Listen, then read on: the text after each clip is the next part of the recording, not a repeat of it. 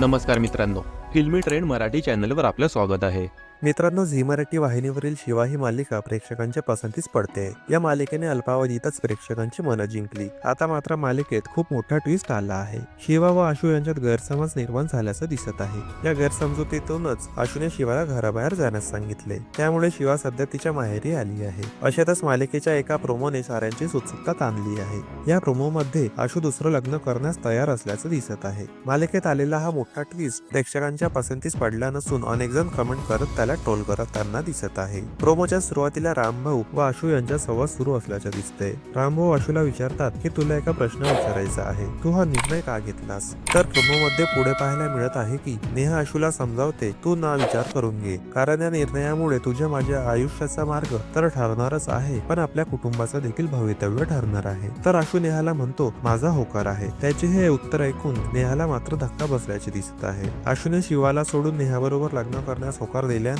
प्रेक्षकही नाराज झाले आहेत. हा प्रोमो पाहून अनेक जण मालिकेला ट्रोल करताना दिसत आहेत. मालिकेत कशाचा कोणाला ताळमेळ नाही, काहीही दाखवतात. नेहाला काही गरज नसताना आणलं. सत्य तर लेखक विसरून गेला. फक्त लग्न आणि भांडण एवढंच दाखवतात. आशूची किती लग्न दाखवतात, एक पण यशस्वी होत नाही. सत्य राहिल्या बाजूला निव्वळ लग्नाचा बाजार मांडलाय. शिवाचा प्रेम जिंकणार, तिच्यावर पूर्ण विश्वास आहे आणि आता तिने पडती बाजू घ्यायलाच नको आहे. यांची खूप नाटकं झाली. आता त्याने तिची माफी मागून प्रेम कबूल करायला हवं असं म्हणत काहींनी शिवाची बाजू घेतली आहे. मित्रांनो, मनोरंजन विश्वातील ताज्या बातम्या जाणून घेण्यासाठी आमच्या चॅनलला सबस्क्राईब करून बेल आयकॉनला नक्की प्रेस करा. भेटूया पुढील व्हिडिओमध्ये. धन्यवाद.